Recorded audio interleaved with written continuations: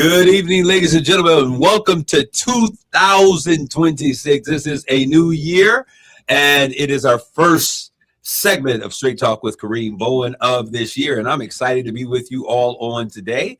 I hope that you guys are out there having a fantastic time. Hopefully, the beginning of this year has been absolutely amazing for you. We're going to have a great conversation for you today. A lot to talk about. So call your cousins, call your family, your auntie, your uncles, your play cousins down the street.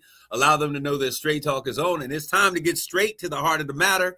Giving it to you straight, no chaser, no filter. What's happening from Wall Street to Main Street with the issues that are impacting your day. All right, so today our conversation is going to be about it's time to pay attention to the village, to the community, to my people. It is time to pay attention. We are now in a place of great global instability. We're going to talk about it all, about what's going down and what has happened over the past couple of weeks. I have in the studio as my sit-in producer, your afternoon girlfriend, Yvonne Daniels. What's going on, Yvonne? What's up? Happy New Year. Hey, it is a new year, Yvonne. How you feeling this year? Fabulously, wonderfully, just overwhelmed. Now, Yvonne, I'm going to say this. You are always a burst of light and energy. And by the way, you'll have to check out her segment that comes on after this show, Take a Deep Breath, where she is just making sure that we are practicing mindfulness. 2025 was a challenging year for you. Yes. 26 is here. Yeah. What do you anticipate for this year? I mean, just, you know what? My pastor today was talking about the fact that we have got to steward time, watch time, and make time. Because we have to make sure that every day that we are living every day like it is truly our last, so that we're bearing fruit. So that's what I want to do. I want to make sure that I'm bearing lots of good fruit this year. She's going to be bearing fruit on today. I'm so glad to have her in studio. Whenever she's here, we always have a whole bunch of fun. So we're going to get into today's conversation. But, I want to give a shout out to all of those who are listening to us on KISS 107.1 FM. If you like what you're hearing, you want to hear more of this, maybe you came in midway and you want to catch the rest of the show, you can always go to kisswtlz.com. On that main screen, you will see this mug on the screen, this space here. Click on there. You'll catch this show and all the other shows as they put them in podcast form. You can always go to Odyssey and Spotify, wherever you get your podcast. You can find this on there as well. Follow us, like us on YouTube. I Grow Daily, Kareem. We're on all the social media platforms. Check us out. We're glad to have you with us. It is 2026, January 4th, a new year with new ideas, new horizons, and new things to come. Y'all know how I like to start. I like to start by talking about what's on my mind. And so there are a number of things that are on my mind. Before we do that, I'm going to bring in the social media stream. There's some two young, lovely ladies that are with me. You've seen them before. They are here, ready to roar. Let me hear you. I am woman. Hear me roar. Go ahead. Roar. They look like roar. All right. But I'm so glad to have you all today. So we're here and we're entering in this new year. I want you to like, tag, and share this conversation. Y'all are out there. We got a lot to talk about today. We're going to get into this whole kidnapping of Venezuela's leaders. We're going to talk about the situation with politics and this election that needs to come up that's going to be happening. I mean, we're going to have it all. But before we do that, ladies, Happy New Year. Happy New Year. Oh, in tandem. So what's going on? What are you guys anticipating for this new year? Okay, girl. Kind of like what Yvonne said, just bearing fruit and just seeing what God has in store for me. I'm 21, I'm young. So I'm just excited to see what he has for me and just taking it step by step and kind of just getting in my career and having fun, having fun. 2026. What else happens in this year for you in 2026? Anything else major? Supposed to be graduating. Okay. Fingers crossed. Okay, graduation. College. So that is really big. And yeah, that's the biggest thing. All right. So graduating college, you have great ambitions and you have a great desire to do greater things. What are some of the things that you want to do? What is the thing that your goal to pursue? What is it that you want to achieve? I want to be a sports media. So my main goal right now that I've been focusing on is working for ESPN, kind of being a sports commentator. Think of, if y'all know, Malika Andrews, very beautiful woman, but she knows what she's talking about. I love that. I love when women are not just beautiful and have the looks, but they also got the mind on them as well. All right. And then over here, what's going on, Miss Amaya? Hey y'all. Maya, what does 2026 have in store for you? I want to see a lot of growth within myself and within growing in confidence with my business. I cannot wait to see what I have in store for April. We'll be having our girls conference. Girl, you make things happen. So that's really what my focus is on, really, as of right now in this moment. Making things happen. All right. So I want to get into things. I want to give a shout out to the newlyweds who are out there recently married this weekend. This past week, it was actually New Year's Eve. And that is Eric and Precious Davis. Yes. Congratulations on those wedding nuptials. So many things happening. So many people did not make it. To Richard Smallwood, I believe it was. Oh, yes. Right at come on. He represents a transformational period in gospel music, bringing in the orchestra, all of the amazing music. When you say total praise, come on. When you say praise him with the timberland dance, praise him. Let everything that have breath. So we give, our respects. They'll be laid to rest. In addition to that, man, my brother Stephen Hartwell, right before Christmas Day, Christmas Eve, went on to be with the Lord. Bruh said, hey, I'm taking this one out. He took the express train on to glory. He will be laid to rest this Friday. I've been asked, and I'm so pleasured by his wife, L'Oreal. I called her, and the only thing I could do, I had no words. I just, prayed with her and just said, listen, I'm praying with you. He is such an amazing family man, such an amazing businessman, and he will be missed. My heart also goes out to Bishop, not only to that family, but to Bishop Ernest Johnston. This is another one of his generals. If you all know Dr. Simona Perry, she was so vitally involved with everything that took place there, making her waves here in Saginaw Community Foundation and some of the things that were happening here in the community. And here is another one as general. So we are praying for you, Bishop. We're praying for you, Mrs. Hartwell and family, and the entire Kingdom Life Ministries. Our hearts and prayers are with you. This coming Friday, he will be celebrated, and we will have his homegoing celebration. And one of the things I loved about Steve is that if you was around, everybody can get it. He was a comedian. He was so funny, and so I know that if his presence is in the house, if his spirit is represented, there should be a lot of laughter. There should be a lot of joy, because that is who he was as a person. So our hearts and prayers, thoughts and prayers go out to the entire Hartwell Kingdom Life, Bishop Ernest Johnson, and the entire crew. Also, I want to give a shout out. We are all of us that are in the room. We're just recently, almost all of us. We're just recently at the NAACP. Ms. Siobhan, come on. And I know that you are super duperly involved with the NAACP. Tell us exactly what it was that we were celebrating again. Yeah, that was the Jubilee Day. Jubilee Day. Yeah, Jubilee Day. So we had the youth that were almost kind of like in charge. So it's always great to see the youth being a part of, all kinds of events and stuff. So it was awesome. Man, one day when I grow up, my voice is going to sound like that. It's Jubilee Day. All of the youth. It's always good to have music. But I appreciate that. And it was great to be celebrated. The young people selected myself, Miss Inez Williams, and Joyce Harvin. Congratulations. As those individuals that they wanted to celebrate for our contributions and our work we do in the community as it relates to youth. So thank you. We don't take any of those things by surprise or by chance. I certainly appreciate it, and thank you. We have, first of all, we're going to get into the things.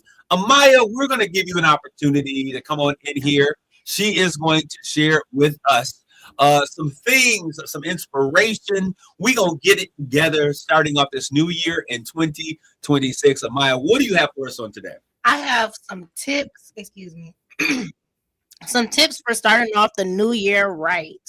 So number one, let's reflect and reset. Take time to review what happened in 2025. Celebrate your accomplishments. Even think about the challenges that you faced. Think about the ways that you can grow and how you went through different challenges of last year, what things that you have to look back at and say, okay, what can I do differently? And how are you planning to move forward? Two, let's set SMART goals instead of huge resolutions. Let's set those specific, measurable, achievable, relevant, and realistic time bound goals. Break them into small daily actions, like even starting off with small and long term goals to make sure that you have, where do I see myself in the next 3 months, 6 months, or even the next 9, 12 months. Let's prioritize our health, making sure that we schedule our regular checkups, that we make sure that we go work out, that we're making time for ourselves, even just mental days, just self-care days. That's prioritizing our health, making sure that you're eating great and making sure that you have the right techniques to have a stress-free life and a stress-free year. And then we have cultivating new routines. Establish small and consistent habits. Go to the gym. That's one. Start reading a book. Read. Hey, last year I started something new. I started reading. It's not actually reading. I'm not gonna lie. I did do audible books, and because I'm always on the go, so I started listening to books, and I love it. So, what was the one book last year that you listened to, or that since you were reading, you were listening to? What's the series? Actually, it's an author named Jacquel J. She has a series. It's Delgado Family Series. I started off with Capone, then Capadonna, Capri, then Inferno. So then it goes on and on and on. I'm on book 17 right now. Okay, all right. Give it up. I always say that he who reads leads. So we have to add reading to our arsenal for this year. Go ahead. What else do you have? So then I have learning something new. Something I did last year. I learned how to do my own makeup because I depend on my cousin Precious to do my makeup. And now you just heard she just got married. I'm married now. So I had to learn how to do it on my own. So let's try new things, explore new things. Let's travel more, do different things to express yourself more and learn yourself more. Let me ask you a question about that. When it comes to travel, do you think that this younger generation seizes the opportunity to see the world in a way that other generations never did? Yes, I do. Why do you guys think that is? Ms. Siobhan, why do you think, do you think that I think this younger generation is living life the way that life was meant to be lived? Because things are just different now. I mean, when we were their age, there was just like a set way you did it. You go to school, you go to college, you get your degree, get a good job, but you got entrepreneurs. I mean, they just, they're becoming very wealthy at younger ages. I mean, it's just life seems like it's more open to them. Yes. And also social media, I feel like plays a big part on it because a lot of people are becoming influencers and stuff. So now they have to travel for different things and everything now. So it's interesting because I've seen so many young people that are now making, and hey, some of y'all old heads need to get in on this.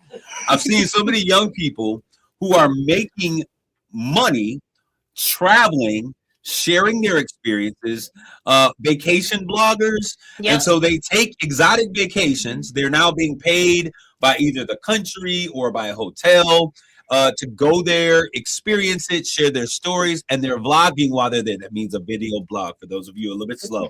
So those are opportunities now that never existed before. Right. There was a time when people say you can't make one. Everybody wants to be a social media streamer, influencer. You can't make money. Anybody people are making real money. Yeah, anybody can do it. Like literally. My mom literally just bought me a camcorder so I can start doing it. I'm gonna tell you.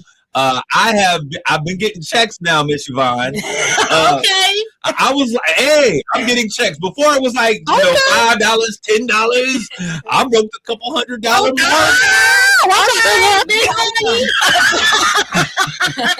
So if y'all see me tap dancing and TikTok, it's another passive stream of income. But I'm going to bring in this year. I'm going to bring in. His name is Tank the Goat.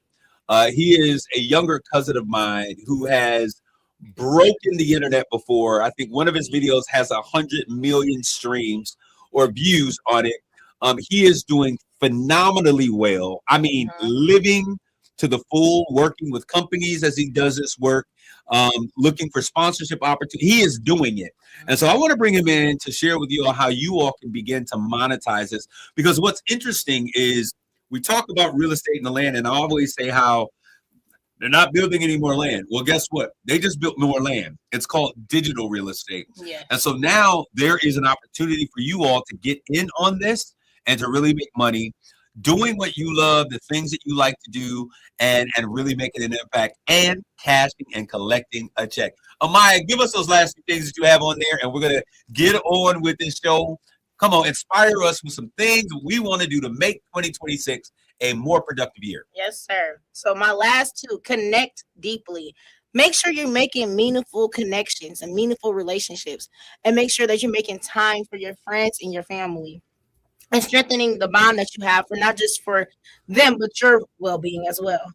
And practice gratitude. You know, Thank you. People have to practice that, and also acknowledge that you made it to 2026. Yes. Miss Inez said it great when we were at the NAACP. You made it to 2026. You're here, you're breathing, you're alive.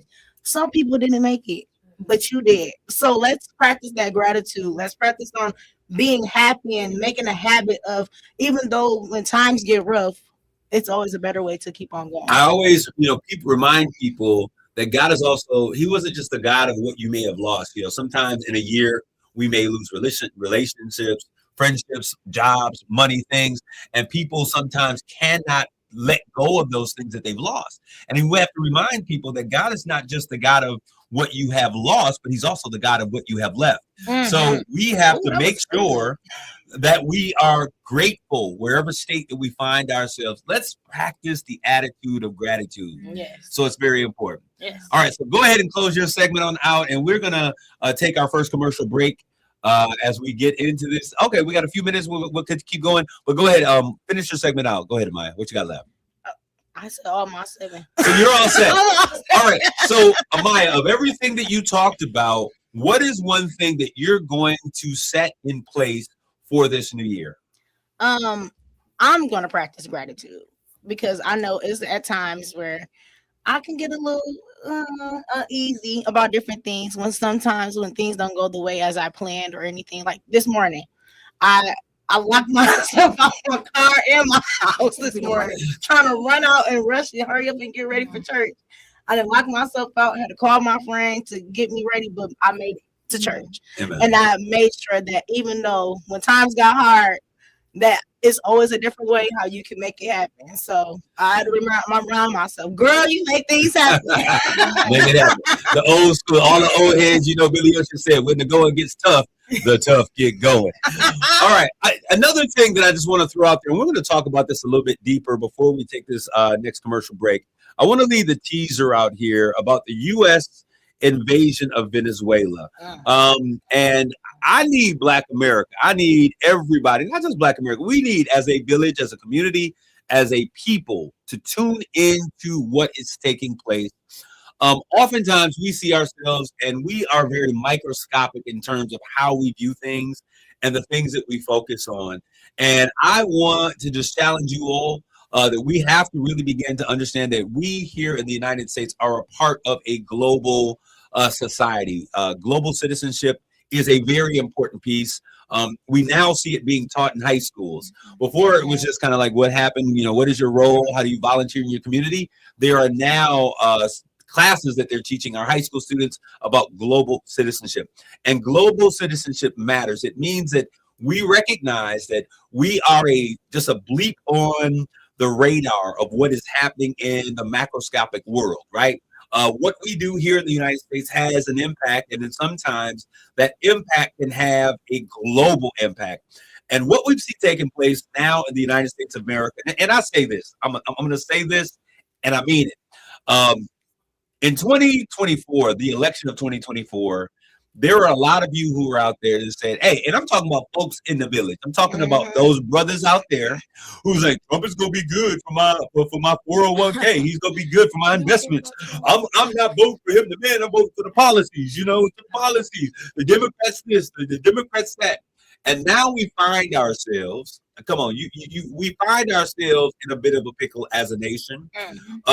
Because what we didn't realize is that we would actually find a time in American history where we as Americans are actually seeing our elected officials, as well as those judges who are supposed to be above politics, now finding themselves complicit in all of the craziness that's happening because they fail to do their jobs. Congress has the right and is responsible for the declaration of war. We're now seeing them creating ways to go around this. The Supreme Court is supposed to interpret the law to make sure that the government, as it relates to those equally divided roles, are staying within the framework of what they're doing. They are now taking direction from the executive branch. So we have branches of government that were supposed to be in place to make sure that we function and operate in this great idea of what democracy is. They are now abdicating their responsibilities. And we have now officially in this country created a dynamic where we have an elite by rule, or a rule by the elite. We see that there is now this movement toward almost what people were saying. We had this whole No Kings protest, but that's exactly what we're seeing. And we found out that our light-skinned tan brothers and sisters out there who wanted to vote for Donald Trump, all of my Hispanics and those who are out there say, hey, we're Latinos for Trump. Trump, forever, la raza. Now they're getting snatched off the street. Yeah, now they're getting snatched off the street. And now they are, you found out, like you messed around and really found out. And so, but the entire time we've been going through that, and I'm getting ready to take my first commercial break, they were saying that it was about undocumented Americans. They were talking about, it was about securing the border.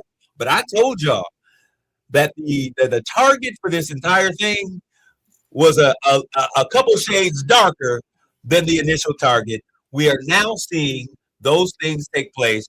It is beyond anyone's reasonable doubt that they would be able to stand and say that there is not a racial bias that is in place that we're now having to deal with. And we're looking at Venezuela, but when we get on the other side of this, I'm going to tell you, this ain't about Venezuela. This is not about Ukraine. This is about Africa. And we're going to talk about it when we come back with this next break with more Straight Talk. You're listening to Straight Talk with Kareem Bowen on Kiss 107.1. RocketGrabPlus.com. Winter is here and the temperatures are falling fast, just like the price on this week's deal from Yogurt Yeti, located in the Cardinal View Plaza in Saginaw. Whether you're craving a sweet treat or just grabbing a quick snack with friends, Yogurt Yeti is the place to be. Get your $20 coupon for only $10. That's right, half off your favorite Froyo flavors. Head over to RocketGrabPlus.com to get your. They don't go together. RocketGrabPlus.com. My perfect day has sand, salt water, and friends. My moderate to severe plaque psoriasis can take me out of the moment. Now I'm all in with clearer skin thanks to Skyrizi. Risankizumab Riza, a prescription-only 150 milligram injection for adults with candidates for systemic or phototherapy. Skyrizi, most people saw 90% clearer skin, and many were even 100% plaque-free at 4 months. Skyrizi is just 4 doses a year after 2 starter doses. Don't use if allergic to Skyrizi. Are we live? Thank you. Oh! It's always you, Bishop. I just, it's a lot to do.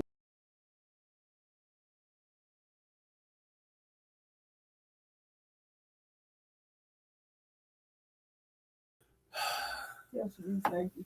Thank you. You forgot to. You be talking to your teeth. Commercial breaks. We're starting a new routine on making food for the first time. Trying something new. That was funny. We have to wrap up on time. Yes. Last time I got in trouble. I let y'all go too long. Okay. The commercials got booted, so we're Ooh. gonna end on time. Yeah, okay? no. Okay. So we ended at 7 o'clock. Y'all won't end Yeah, no, yes. at about 6:50. We'll work out. Not 6:55, Miss Yvonne. No, we do that at 6:45. You put them in at 6:45. So the next, we'll take a break at 6:45 for the commercial. And then you can come back. Okay. Yeah. So that they will. Okay. Oh, girl, thank you. I was waiting to You did good. Thank you. We coming back with you. I got a question. So then, Yeah. if are we allowed to talk, or we just look at you the whole time? You Because I'd talk. be scared Talk to to- say when I. Just talk.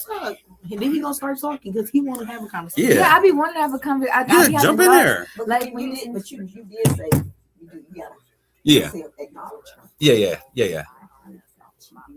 Might just be like, hey. Yeah, that's what it's like. I didn't know if I could say stuff, but I be having stuff to say. But I know. Go ahead. I Okay, didn't know. are He we know- are we still He know muted? me. Yeah, we are. He know I am. I be Somebody talking. just posted. What do you do? We can still hear everything. Okay, you. Yep, live as can be. At least I ain't talking about nobody. Y'all not It muted? must Yep. be you. I got mine. You make yours. Is yours muted? I come through the board. Well, I'm muted. Oh, we all be quiet. It's muted though. Bet you what I'm about to do.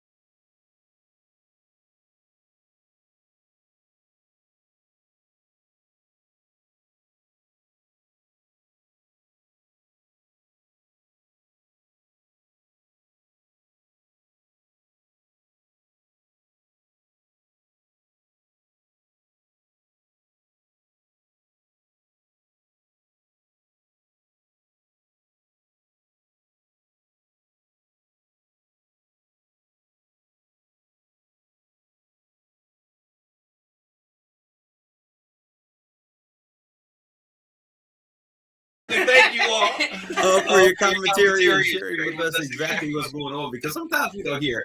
And as I said, we have a temporary producer on today.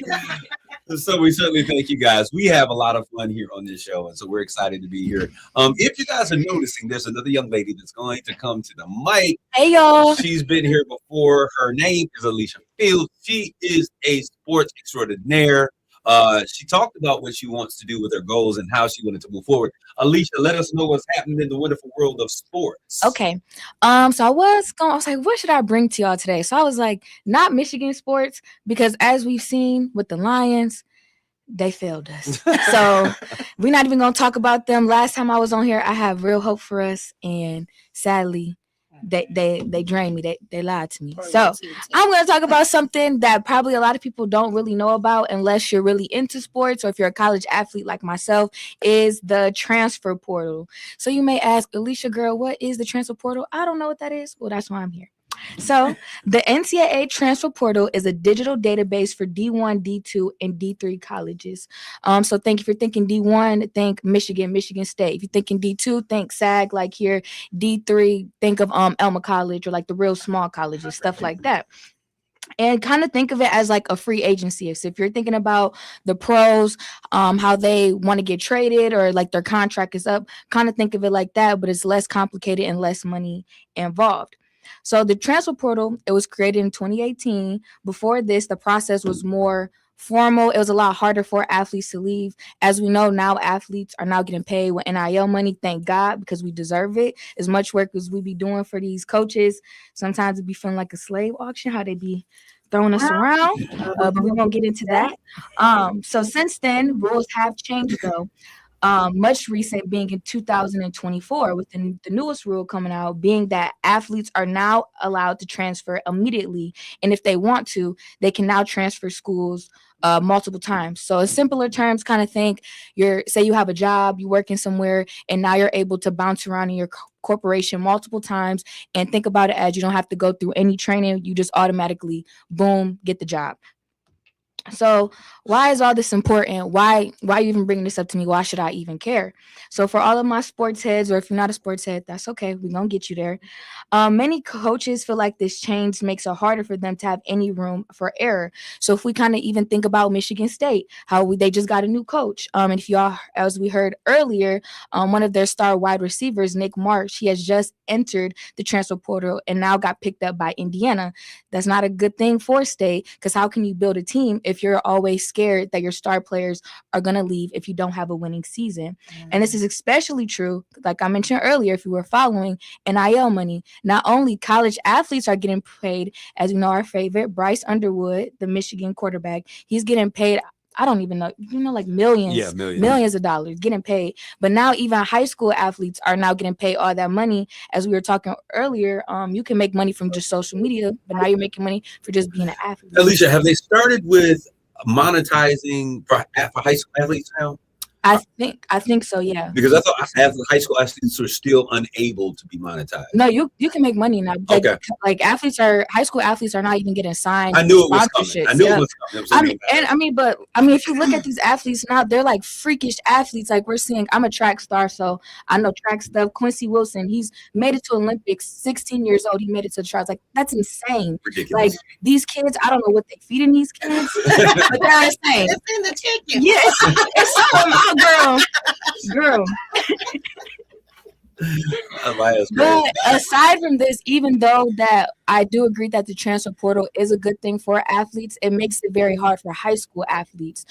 Now it's a lot harder for them because now coaches are only looking in the transfer portal, but it makes sense. Of course, if I'm a coach, I'm going to pick a more seasoned, experienced athlete, unlike a high school athlete who I have to develop. I got to teach them all the stuff. Why would I go through all that trying to scout when all I have to do, just go on my computer, type it in. I want this kid from so-and-so. I'm going to pick him up. I don't got to go to high school and go through all the logistics and stuff like that. It's kind of crazy because the whole world, the AAU world, was centered around kind of every kid getting a shot. Mm-hmm. Now, the way the portal and things are opening up, it is kind of the reverse effect of what that did, because now we're not looking at all kids. We're not going to all. We're looking at who are the top performers, who are the kids who are making the marks. We have metrics that are set. We want top tier athletes making this happen. You brought up the situation with Michigan State University. Shout out.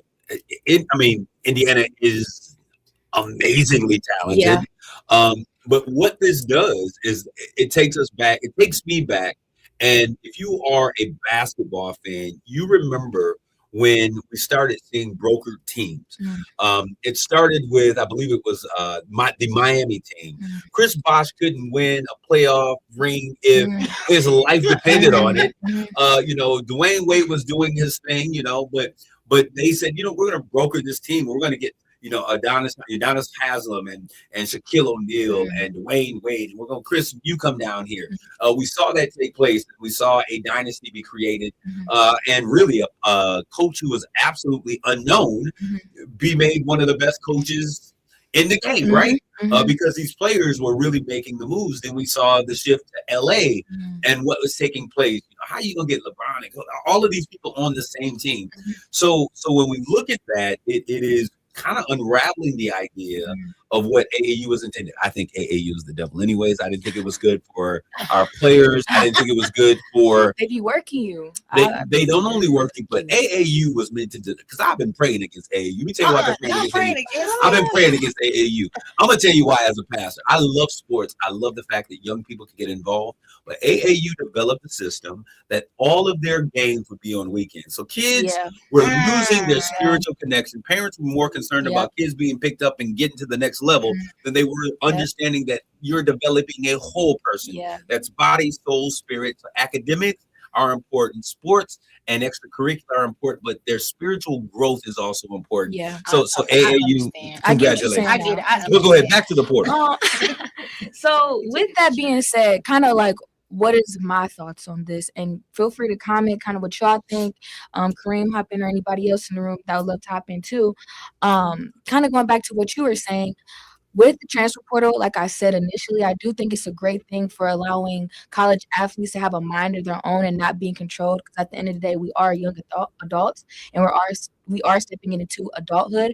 But I think it's going to kill the camaraderie. I think I'm saying it wrong. Camaraderie. Thank you. Of sports. If you always have athletes leaving all the time, how can you really form a brotherhood? Like, how do I know if I bring this athlete in, is he going to stay for the all 4 years? Especially when it comes to football. I mean, that's a real team sport. Like because that's when you mostly see transfer to our football athletes, and I think that's what's really important, like that chemistry. Yeah, you can have great players, like you were saying, but that don't matter if you bring in all these great players. If y'all don't got no team chemistry, you ain't winning nothing. I don't care what player you got on there. So and then it diminishes the role that a coach plays in a kid's life. Yeah. When I think about it, the people that I hated the most as coaches were the ones that challenged me. Yes. Everyone else may have celebrated me in certain areas. Oh man, you were great. Oh, your speed was good. Oh, this was it. You hit the shot. But then that coach that would not jump on the bandwagon, that would challenge me. Oh, he got something against me. And it was really about personal development, right? We got to get back to where coaches are coaching more than sports. Yes. But they have the ability to really impact. Our kids spend more time with coaches than they do with parents. Yes. During season. Yes. So now we're moving into a place that kids are being paid. Coaches are now challenged because you can't be the coach that you used to be. Remember the days when Coach Izzo used to go off on players? I remember notoriously during the 2000 championship run with Michigan State University, and him and the team went toe to toe, and he ripped into Charlie Bell and said, "If you don't get your butt, I can't say it." I mean, but he was developing his team and challenging them. Now, I had some issues with how he coached, but he had the ability to really check his players and get in. Now, if you don't like the way a coach is doing, you leave. And honestly, if I'm being real, like even our coach tells us, if you don't like what I have, leave. The portal is right there. So where's the loyalty? He tells, that's another story. I won't get into all that. But yeah, it's like that. I really believe, but that's what I have. And loyalty goes both ways, right? Yeah. It does. What I love about this is that sometimes a coach will recruit you, and you understand this, Alicia. A coach will recruit you. He'll promise you the world, the moon, the stars, and you get in, and then he becomes enamored with another player, and so you begin to sit on the shelf. Now you got to wonder if you're going to keep your eligibility. Are you going to keep your scholarship dollars? You're not getting playing time. It's threatening your ability to go to the next level. And so there is no loyalty from a coach. So absolutely. It's all politics. So the portal on the good side of this, like, look, if you want to, you're not going to sit me on the shelf and ruin my eligibility. I'm going somewhere where I can get playing time. And that's where I was saying, I feel like it's a balance. Like I love that because I've known players. We even know somebody who should have had more playing time, should have did this. Right. Sadly, they couldn't leave. It was too late. But just situations like that, especially for team sports like football, basketball, and all the others, is really on your coach if you get to play or not. It's really on them. Luckily for like track, you can't tell me I'm not good. If I'm fast, I'm fast. But yeah. Speaking fast, how are we doing with time over the producer? All right, we got a couple minutes here. I want to read some of the comments that we got coming in, and we got Tammy Davis out there. Woo! Patrice Bullock, baby, what did I tell you about AAU? Man, then she goes. That was excellent. Was it good? I tried to embody the comment there. She goes on to say, yes, they do, and this is why you have to be careful with who you allow your child around because coaches are a big influence over your child. Now, that's a whole show in and of itself. Yeah. When we talk about it, Alicia, you kind of opened a very large box. And so we got to kind of dissect some of this because this whole concept of NIL dollars, name, image, and likeness, for those of you who don't understand, it now means that historically colleges have been able to not only get the big bucks when they win a championship, but all of the dollars, all of the marketing dollars, all of the donor funded dollars, all of the boosters and alumni who give, all of it went to the schools. Yep. And their response was, hey, you get a free education. Now, where they do that at? You know what I mean? Only in college sports. And so for a long time, people were saying athletes should be able to go in and capitalize, and they should be paid something. If we win a championship and the university's going to get $80 million, $100 million out of it, what are we getting? Exactly. So NIL, name, image, and likeness, means that athletes have the ability to use their brand, their image, their likeness to now go out and get endorsement opportunities. That means that a college player has the ability to not only be repped as a team, say by Reebok or Nike, but then they also have the ability to go out there and say, hey, listen, my brand is consistent with Cadillac. So I want to deal with Cadillac. Cadillac will pay them and usually put them in a car. There'll be commercial opportunities, also other endorsements that are powerful. Now, I've been saying this for a while. When they opened it up for college, which should have been a long time ago, and they need to reverse some things. Free Brian Bowen. Free him. But when I look at this, when I look at the situation with Tugs, all of this stuff unraveled literally the very next year. Literally. It should have never been an issue. A number of other players are out there. This is something that has been in place the entire time, my time of being involved in a collegiate and professional sports since 1995, right? So this has been a minute. But what I also think is important is that young people, college students, high school athletes, because you are the next land that this is going to hit, you've got to be concerned about what you're putting on social media, your presence online, how you show up into places. Everyone has a camera. There are no dead spots anymore, right? So everything that you do, now it challenges us to develop. This is why coaching at young ages is going to be so important. It's not just about star athletes, but it's about star people. We can't only be good on the court. We've got to have great character and integrity and intelligence, and all of those things are a part of this conversation. But Alicia, I want to let you finish this out. Give us your last few thoughts before we go to this next commercial break. Well, now we didn't open a whole nother door. But with the transfer portal, I just think that it's super big, like going into, you know what you're doing. A lot of times, a lot of athletes get stuck in the portal thinking that the grass is greener on the other side. Sometimes it ain't. I just really want to emphasize too that really also, yes, there's bad coaches out there. There's always going to be something bad in some type of realm, but also trust your coaches. I think that's a really big thing, trusting your coaches. But I think it's a slippery slope. Like, I feel like we're seeing both sides of how it could be good, how it could be bad. But just keep your eye open. I think that is going to keep changing over time. We're going to see a lot of development with the transfer portal. There's a lot of NCAA rules that are about to come out, seeing if eligibility, if you can get now, there's talks of getting 5 years of eligibility in sports. So we're going to see a lot of different stuff.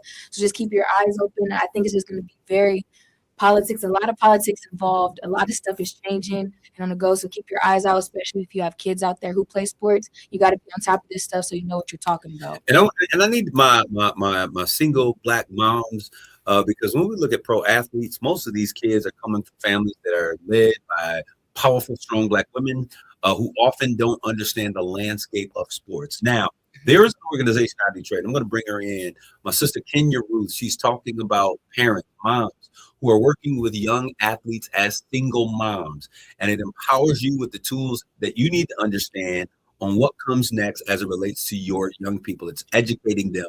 There's a whole podcast about NIL moms. And so it's a very important thing. We're going to bring her in for a conversation here. But to those of you out there, let's get plugged in. Let's get tuned in. This is a whole world. And when we understand what's going on, we know how to move in those spaces. We got to keep our community folks in the mouths, in the lines of fire, in the minds of these young people, because once they leave our communities, so do those dollars. And they're not coming back. Because when they get out there, they say, you don't need to go back to your community. Your community needs to take care of itself. You're your own person. They can't tell you. I've heard it all. I've heard it all. So I want you all to be blessed out there. One more thing Tammy Davis says, my son made it to college with an athletic scholarship and is now coaching because of coaches and mentors who influenced him to do so. He worked, did summer Bible study, and went to church in summer. His coaches influenced and encouraged this. See, he was good, but because of a God, he was great. You're absolutely right. We're going to take a next commercial break. We'll be back with more Straight Talk. You're listening to Straight Talk with Kareem Bowen on KISS 107.1. This is your KISS community page where you can find out about all of the great things that are going on in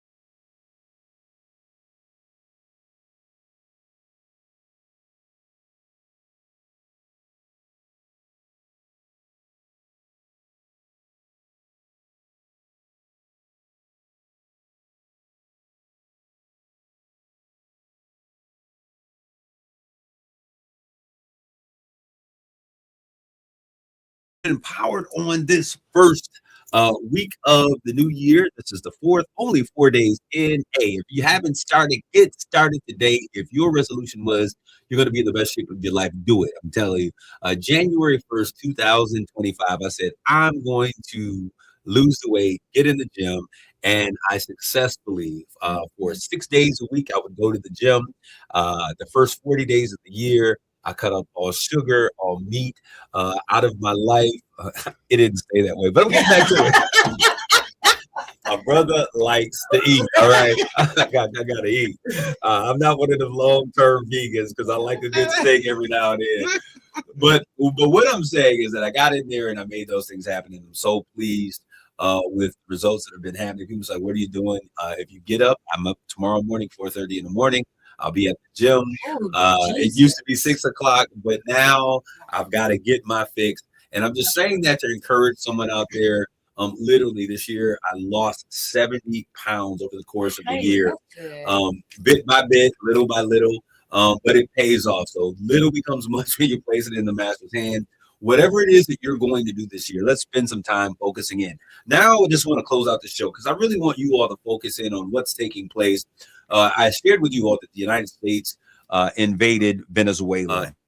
And so we saw that President Trump went in to a sovereign nation, regardless of what he has done. You know, he has drug lords, drug dealers, people abuse, all of the things that people have accused him of. And I'm talking about President Nicolas Maduro.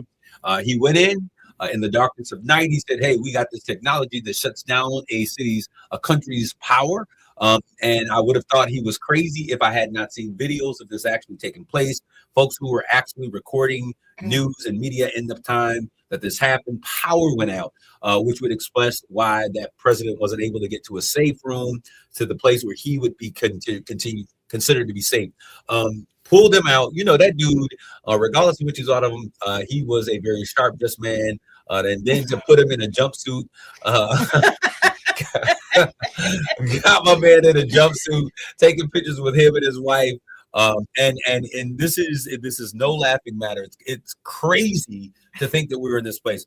Why does this matter? Because the United States of America, for its existence, has purported to be a country where democracy was our central theme. We were the protectors of the free world, to make sure that nations were able to have their sovereignty in place and intact. We are leaders in NATO, the union of countries that have come together to make sure that the free world stays free. And now we have become the aggressors. We have become the bullies on a world stage. This is something that is not only scary, but it is very dangerous politically for American citizens that are all around the country. Venezuelans do not see what President Trump did as something, hey, you delivered us from this dictator. No, they saw their borders be infringed, being broken. You went in. Not only did he take him, this is the audacity of the matter, but you also took the oil that was found on the tankers, 1.9 million barrels of oil. We're talking about trillions of dollars in economics. When we look at the state of Venezuela, one of the greatest countries in terms of producing oil, 3.7 million barrels from two other tankers in total. And then to brag up to the world that we're going to take this and keep it. We don't know what we're going to do with it. And now who's going to run the country? We are now going to run another country. So we have, in essence, done exactly with Venezuela what Russia did with Ukraine and what China is threatening to do with Taiwan. How can we, as a nation, with rules and legislation and borders and all of these things, stand by while we have this president who has gone dictator, and he is now doing the things that we have spoken against, that we have promised to uphold. We are now finding ourselves in place. But I want to say this to my brothers and sisters who are out there. Don't be deceived. It is not the brown country in South America that is the prize that they're looking for. If you have been in tune with what's been taking place, the continent. Now, understand this: we talk about Africa, and we talk about Africa like Africa is the size of Spain or the size of France. Africa is the second largest continent on the globe. To Eurasia, China and all of that stuff together, right? And so we need to understand that Africa is, you could put probably 6, 7, 8 of Americas inside of Africa. Africa is not a country, it is a continent. And what we now see, and I'll tell you this, I was making plans. I told you I just recently found out my roots in Sierra Leone. I've been studying and looking what's going on. We have a direct connection with the country of Burkina Faso. For years, Bishop Pryor, who's no longer with us, he would go there and he did missionary work. As a matter of fact, when he passed away, he was returning from Burkina Faso, where he was helping to build a school in that particular country. So we have been funding this work in that country. Their new president is not having it. The president of Burkina Faso, who is Captain Ibrahim Traore, like Holiday Traore, is on a mission to unite the countries or the states of Africa in a union called the United States of Africa, with a single government, with a single currency, Afro money, passports for free movement, replacing colonialism. And what we see, what President Trump did, is a modern day move back towards colonialism. We've seen a lot of transitions going backwards here in the United States with civil rights movements and laws and things. We saw that he thought it was okay to bring South Africans in who were white into this country and deny South Africans who were black. And when he brought them in, gave them the benefits, taking care of housing and food and all of the things. Wake up, America. For all my young brothers and sisters out there who are saying that politics don't matter, that your voice and your vote does not matter, this is the perfect example why. The first time he got into office, he set his sights on changing the makeup of the judicial system. If I could get judges in to pass the laws and the legal system that I need, I can now control the judicial system. So he worked with the lower court judges, the federal judges, the state judges, and ultimately the Supreme Court judge.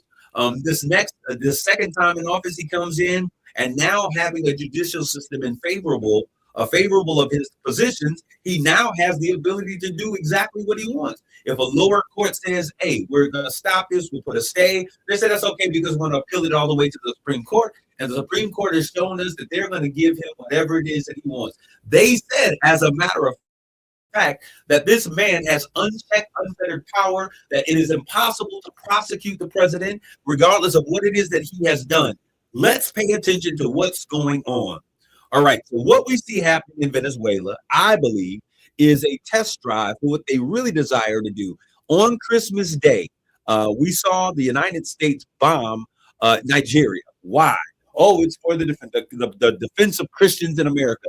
This idea of Zionism is now popping up to a new level. We have a lot of these Christians in America, that these white Christian moderates in America that are pushing for this idea and joining with the concept of Zionism in Israel, and they're pushing for this national identity. What you need to realize, like the folks who thought that when they were talking about poor people, that they were talking about only black and brown folks. But we came to find out that the country folks out there in the country and the brothers up there in the hills who was out there trying to get and lost their SNAP benefits, they realized real quick what was going on, that you are not a part of their agenda. So those who are out there, all of you white Christian moderates who are standing with Trump, it's about Zion, this and that. This is about Israel. This is about rich folk. And what you're going to realize is that all of you people who have been standing in solidarity, watching as our government's fundamental structures are being challenged and being degraded, that you're going to realize that you are not on the team. But this is about what's taking place. So there's a bombing. Why was there a bombing in Nigeria? Because we were defending Christians? No, I think this has nothing about Christianity. There is an underwhelming, an undercurrent sentiment that we got to save the world for Christ. which I'm a Christian. I'm a believer who believes in Christ. I believe in the Bible principles, and nothing that I see come out of this White House mimics, looks like, has a residue or an essence of what I see taught in biblical principles. I don't know what Bible y'all reading, but this ain't it. All right. And so in addition to that, we now see the reason the president of Burkina Faso is saying we want to unite Africanism. We want to unite Africa against colonialism. We saw them kick out France. France, y'all don't realize this, is very unstable. Why? Because much of what Europe thrives on, when we look at them as these great nations, they have done so by stealing the natural resource. It has been the colonialism. This is why what has happened in the slave days are so important, because it wasn't just about the chattel slavery. It wasn't just about the selling of the people. It wasn't just about the stealing of an identity. It wasn't just about, think about how you don't want to go to Africa. They show us pictures of folks running around in loincloths with big bellies, not able to feed themselves, with flies flying around. But all of the while, folks in Europe and other nations vacation in Africa because they have the best beaches, they have the best resources, they have everything that they need to do great. Now, it is about power, it is about politics. The greatest natural resources are in Africa. The greatest amount of oil is in Africa, uranium, and all of the things that you need to create power and politics, and those things are in the land of Africa. So we're going to talk about this a little bit more. There's an election statewide that we're going to vote. Dr. Pamela Pugh is running. Who else is out there in the I don't know who's out there who understands our race. It wasn't who else is it, because we know that there's other people in it, but I'm talking about who understand the politics of the moment. And we need to realize that there has to be some unification of what's going on. I believe, as we look at this in the idea of Pan-Africanism, now they didn't shut it down like y'all can't come here. Before they were trying to get black folks, come back, understand that you are part of the global society. African Americans, descendants of Africans here in America, us African Americans, we are a key piece of this puzzle. We've got to begin to understand that the ingenuity, the understanding, the know-how, the intellect, the money that we have is needed back in our motherland. We got to talk about this conversation because it's something that used to happen in the 60s, 70s. Everybody thought it was crazy. Africa is now impoverished. It has everything that it needs. It is the wealthiest country on the planet when it comes to its natural resources. And we see modern day colonialism in full effect. Wakanda forever. Wakanda forever. All right. For those of you out there, we're going to continue this conversation. I want to thank you, lovely ladies, for being with us on today. Thank you. Amen. Next week, we'll have a spotlight on youth, showcasing young people who are doing great things in our community. Brother Antonio Brooks, more power to the people out there. We love you guys. Take care of yourselves and each other. God bless you. Bye, y'all. Grace and peace. You've been listening to Straight Talk with Kareem Bowen on KISS 107.1. The views and opinions expressed